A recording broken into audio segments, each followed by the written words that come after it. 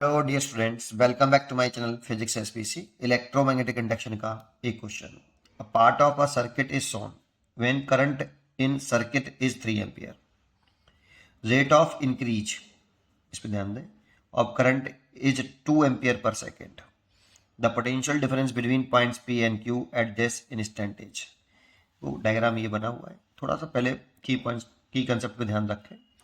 Current अगर register में flow कर रही है, रजिस्टर में, तो करंट की फ्लो होने की direction high potential to low potential. Positive terminal को हाई पोटेंशियल बोलते हैं और नेगेटिव को लो पोटेंशियल। तो ये मैंने मैग्नीट्यूड लिख लिया वी बराबर आई आर। अगर इधर से इधर चलेंगे तो पोटेंशियल घटेगा और इधर से इधर चलेंगे तो पोटेंशियल बढ़ेगा। ठीक है, एक पॉइंट तो ये इंपॉर्टेंट ये नहीं था, ये तो सबको पता होता है। इंपॉर्टेंट इंडक्टर वाला होता है। जैसे ये इंडक्टर है, समझना अच्छी तरीके से इसको।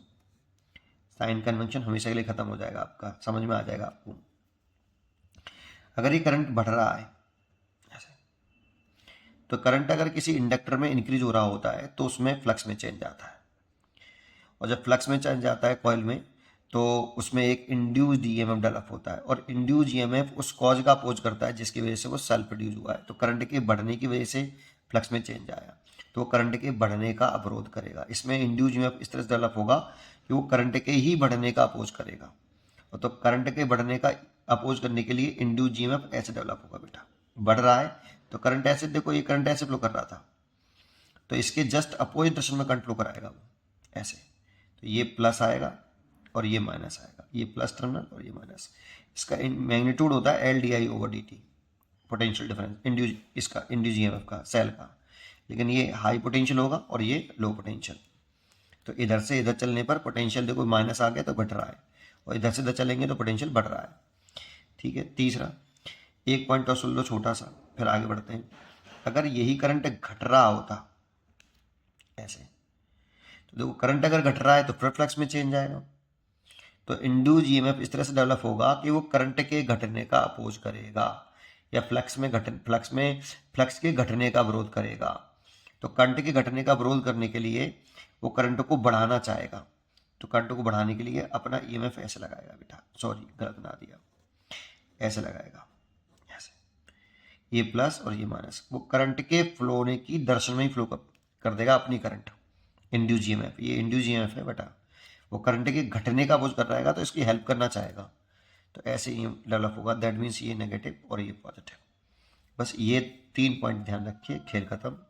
ठीक है, अब समझते हैं अपने क्वेश्चन को। देखो इस वाले पॉइंट का पोटेंशियल लेट कर लो वीपी। देखो इस वाले पॉइंट पर आएंगे तो करंट की फ्लो होने की डायरेक्शन में चलने हैं, और ये रेजिस्टेंस है तो ये प्लस आएगा, ये माइनस आएगा।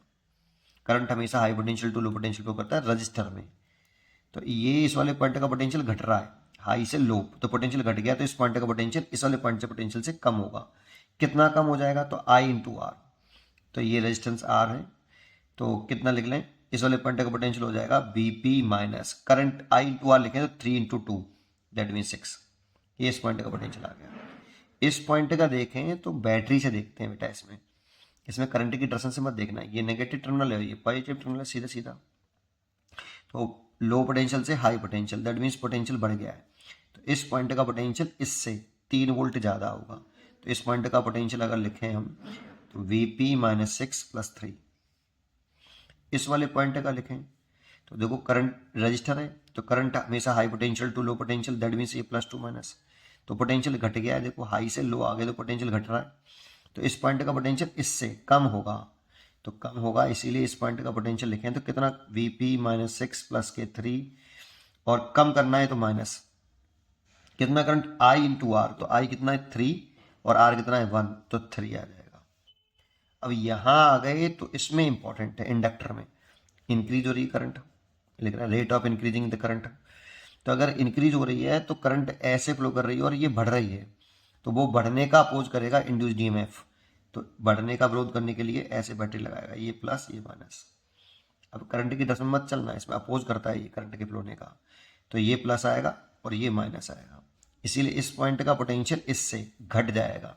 I2 लो चल रहे हैं, तो इस वाले पॉइंट का जो पोटेंशियल आएगा वो वीपी माइनस के 6 प्लस के 3 माइनस के 3, और घट रहा है इसीलिए L D I over D T. फिर ये रजिस्टर में आ गए, अब करंट की डायरेक्शन में चल रहे हैं तो ये प्लस, ये फिर माइनस, फिर पोटेंशियल घट रहा है, तो इस वाले पॉइंट का जो पोटेंशियल आएगा यहाँ से यहाँ है, तो इस क्यू पॉइंट का जो पोटेंशियल आएगा वो आएगा Vp -6 प्लस के 3 माइनस के 3 माइनस का LdI/dt और माइनस का I इंटू आर। तो I कितना है 3 और R कितना है 2, तो 6। ये किस पॉइंट का पोटेंशियल आ गया, Q का, बराबर VQ।